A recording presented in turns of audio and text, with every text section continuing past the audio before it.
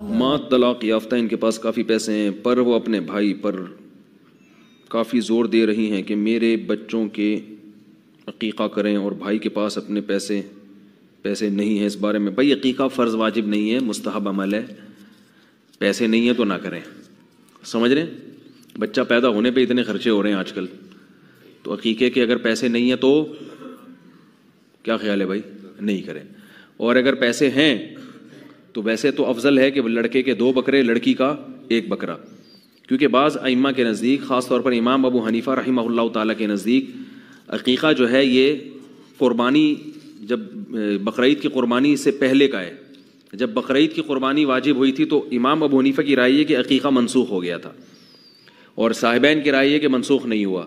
تو اس لیے احناف کے پاس دونوں قول ملتے ہیں اس میں۔ امام حنیفہ کی رائے میں عقیقہ یہ بقرعید کی قربانی سے پہلے ہے، لیکن صاحبین کے نزدیک اور جمہور کے نزدیک نہیں، بقرعید کے بعد بھی ہے۔ تو اس لیے کرنا چاہیں تو بھی ٹھیک ہے، نہیں کرنا چاہیں، اور خاص طور پہ قرضے لے کے کرنا، پیسے ہیں نہیں، یہ پھر مناسب نہیں ہے۔ اگر اللہ نے کھلا کھاتا دیا ہے، ٹھیک ہے، بیٹے کی خوشی میں 2 بکرے، اور بیٹی میں بکرے نہیں ہوتے 2 دمبے بھی کر سکتے ہو، لوگ بکرا ہی ضروری سمجھتے ہیں، گائے بھی کر سکتے ہو، کیا خیال ہے بھائی؟ ایک چھوٹے سا بچڑا لے آؤ، کٹا نہیں ہوتا، بھینس کے کٹے بڑے ٹائٹ ہوتے ہیں، تو وہ ایک کٹا لے آؤ، 7 حصے ہو جائیں گے اس میں۔ اچھا، عقیقے میں جانور کا 2 دانت کا ہونا بھی ضروری نہیں ہے، سمجھ رہے ہیں؟ عقیقے کی وہ شرطیں نہیں ہیں جو قربانی کے جانور کی شرطیں ہیں۔ ارے کھیرا جانور بھی چلے گا عقیقے میں، کھیرا جانور بھی چلے، لیکن ایک بات کا خیال کرو کہ بالکل دودھ پیتا بچہ، اس کو ماں سے جدا کرنا جائز نہیں ہے۔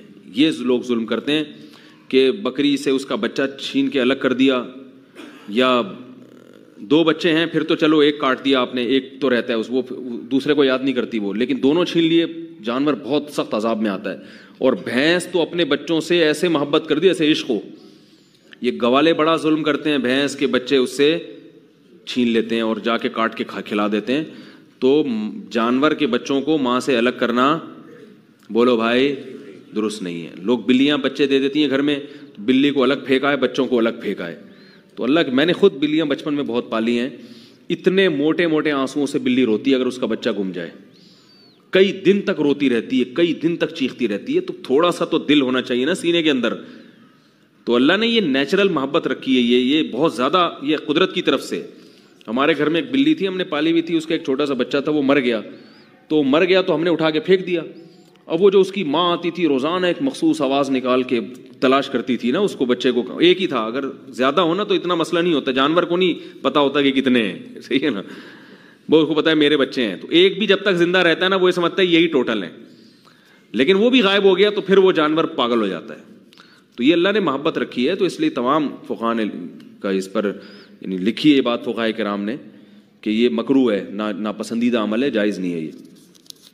تو اس لیے کٹا کوئی ایسا ہو کہ وہ تھوڑا سا تمیز والا کٹا ہو ٹھیک ہے نا، تو اس کو کاٹ کے کھا جائے عقیقے میں، 7 بچوں کا کیا ہو جائے گا۔